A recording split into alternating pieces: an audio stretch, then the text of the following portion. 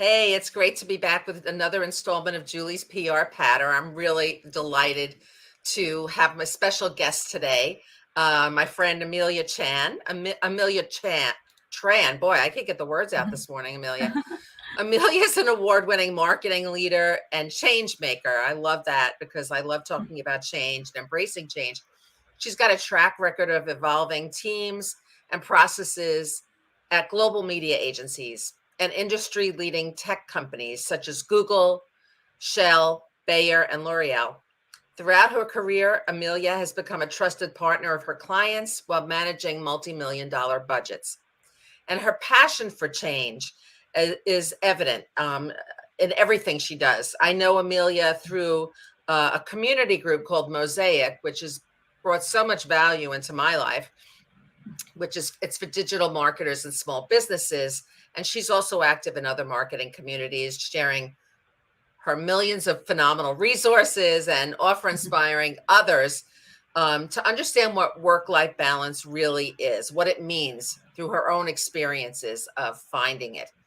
She's currently serving as Senior Director Marketing at WorkReduce, a staffing solution providing the industry with qualified media buying and analytics talent with flexibility. Flexibility is the main name of the game these days. So welcome, Amelia. And Amelia, I know that you have just come from a lot of excitement this week with Advertising Week.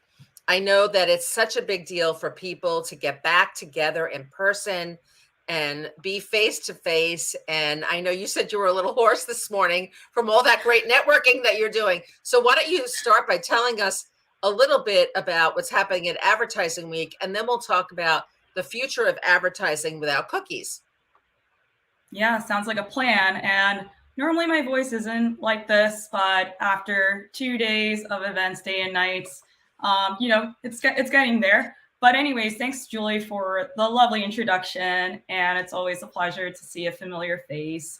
But yeah, I just came fresh from Programmatic IO, where I got to hear from leaders on the buy and sell side about different topics. But all in all, it all led to what does the road really look like when it comes to advertising without cookies?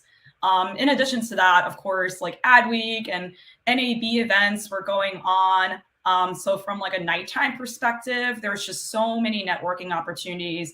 Conveniently, I didn't have to travel too far because I live in New York City. But let's just say, as someone that has always managed events or run events in New York in general, I've never seen such a packed house or city, rather. It's so exciting. It's so exciting, like to bring the industry back together in one venue, one or multi venues around the city for this particular purpose, to talk business, marketing, and advertising. That's awesome. Yeah, and like we've all connected with one another on LinkedIn and other virtual forums. Like I said, in community groups and whatnot. So we're all used to being behind the computer, right? But just to see so many people in person and to actually get those valuable stories from them about like who they are, where they've been, and what they're going to do. I think that to me, that's always been like a recipe for how I approach like networking, because the whole thing is about seeing and reconnecting with industry friends. Like, you can't forget, your familiar faces, but from like a marketing and sales side, it's all about us going out there and trying to meet as many people as possible. And I gotta say, it's worked out so well. This week is still going. I have more things to go to later tonight and even tomorrow, even though I'm no longer going to the conferences. But that's the extent of like really what's happening.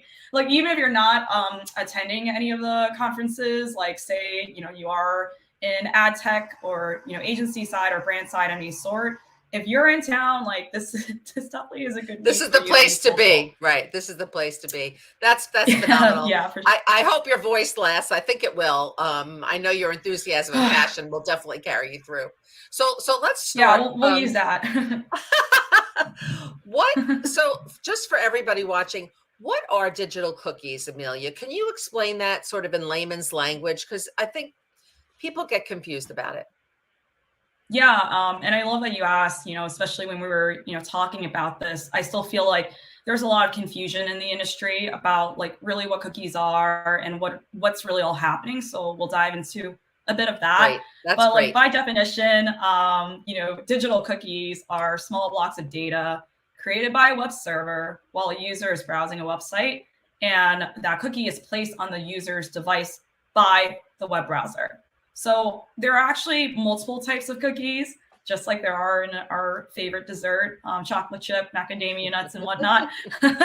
Similar to how the interwebs work, there are first-party cookies, which is really used to improve like our personal experience, right, as a consumer, and how we engage with a website. So for instance, first-party cookies allow you to stay signed in. So you don't have to, for instance, log back into your Walmart account, or when you add stuff to your Target shopping cart, the items do remain in your cart, right? That's At great. least That's a good until thing. you do. Yeah, exactly. So at least until you clear your cookies. But from like a digital standpoint, we're really talking about third-party cookies.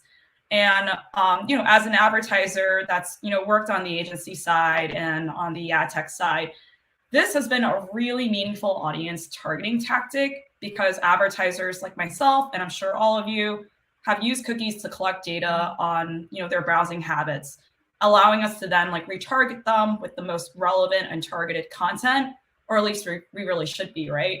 So for instance, you shouldn't see a car ad if you're not in the market for a new vehicle. Just like I don't have any children, so I don't know why I'd be served like diaper ads. So all in all, like the lesson is digital ads shouldn't be intrusive. It should really They should be lean relevant.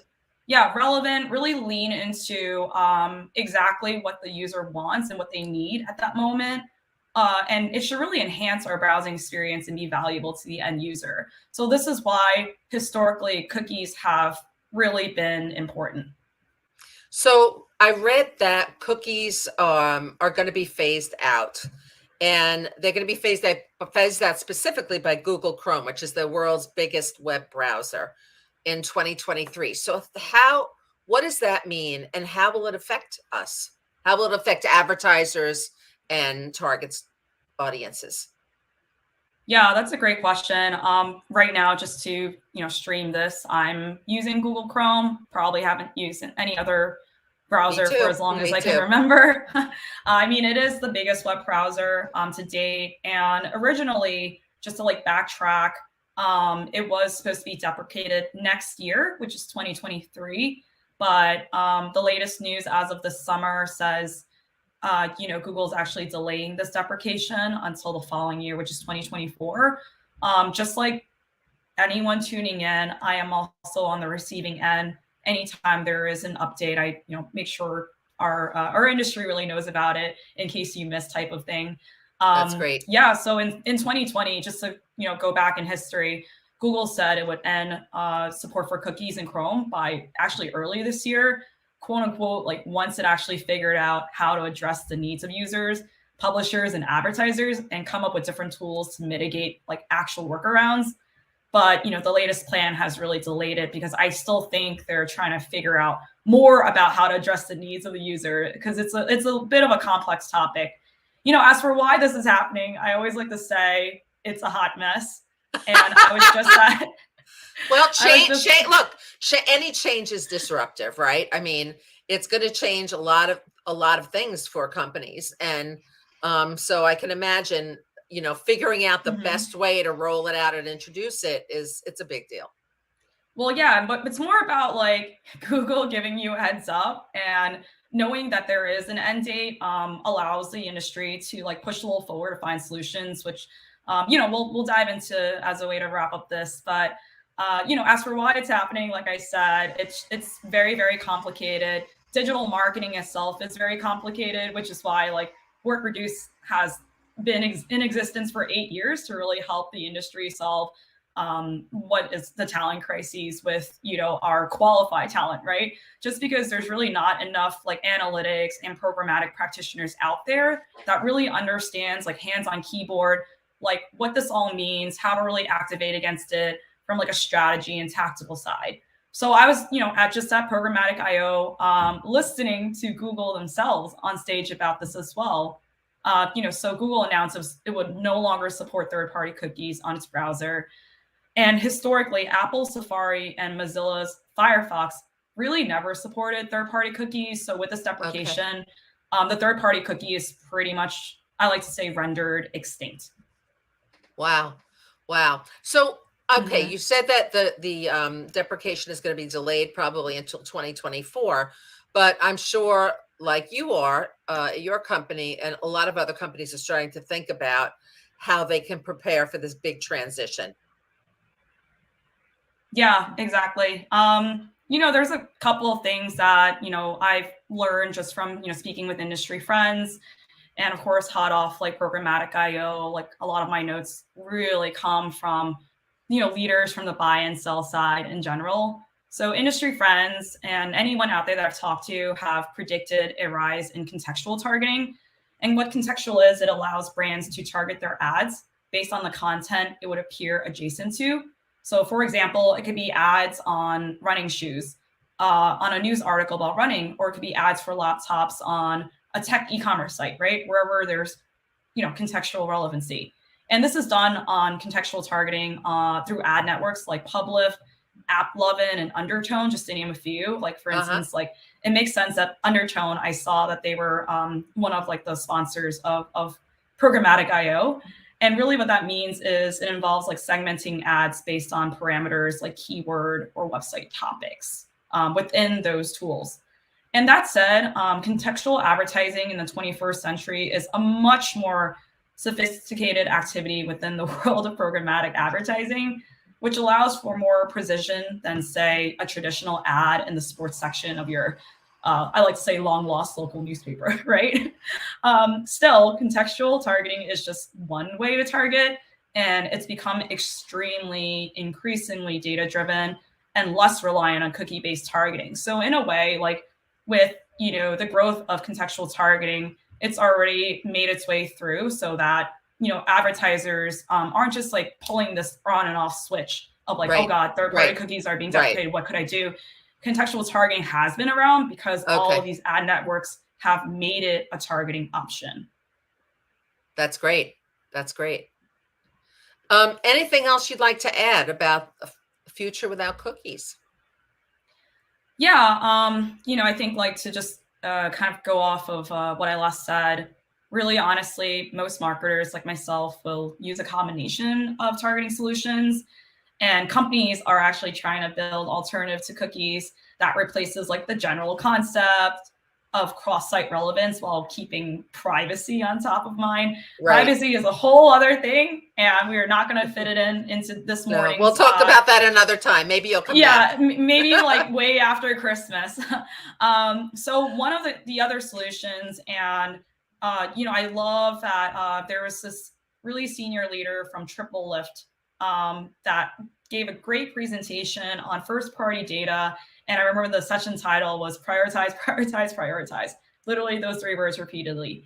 So that really means using your own CRM data and layer on relevant segments. So this is like data that you control as a brand, meaning like you're collecting, someone's like email, user information, and things like that. And of course, when I say collecting information to then like re-engage them with, retargeting ads and whatnot, they're also collected with, terms and conditions that the end user sees. So this is why, for instance, like we all see privacy policy on sites. And more importantly, overall digital media executives are also pushing for the industry to converge on a single solution to the no cookie problem. And one of it is called Unified ID 2.0, which I still need more time to dive into.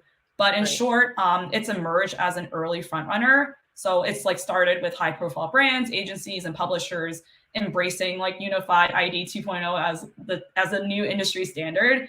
And it plays nicely with other solutions and DMPs like LiveRamp, BlockGraph, and OpenAP in the TV realm, if you guys are familiar with that. Yeah. And what Unified ID 2.0 does is it preserves the value exchange of the open internet. So really what that means is it's really for the people, free content in exchange for relevant advertising. while putting the consumer in the driver's seat when it comes to privacy and control. But overall, like my last point is it's also still not going to be the only solution. As you know, with marketing, like especially digital marketing, everything changes by the day, by the second. So there are definitely going to be other industry solutions that can fill in the gap that where there may not be IDs. So that's why there's a really tremendous emphasis on so-called interoperability, which means that different solutions can interact across the open internet. Wow. And, lastly, when it comes to new solutions against cookie deprecation, let's also remember that the open internet, such as streaming TV and mobile, never use cookies. So overall, as marketers, my takeaway is we just have to get even more creative. And I know it's not easy, but we'll get through it together. Amelia, this is so hot off the press. I'm so thrilled that that Advertising Week was happening this week, the week you just you could guess. So thank you so much for your time. It was great to talk to you about a cookieless future. And I hope you'll come back sometime. And maybe I'll see you next week. Yeah, definitely will. See you in town. Okay. Take care. Bye-bye. Bye. Thanks for having me.